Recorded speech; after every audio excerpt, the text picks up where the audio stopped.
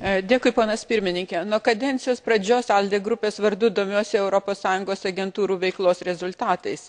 Ir noriu pažymėti, kad per šios metus agentūrų skaičius beveik padvigubėjo.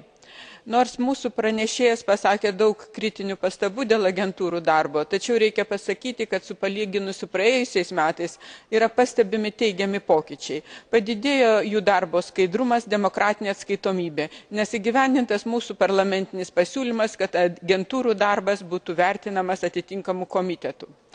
Tačiau, aišku, yra ir problemų.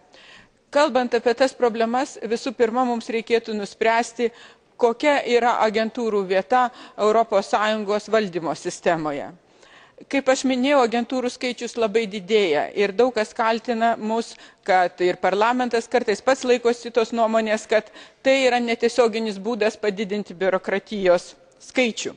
Tačiau iš tiesų galbūt tai reiškia, kad mes turime peržiūrėti ES valdymo, Europos komisijos, ypač valdymo ir administravimo sistemą.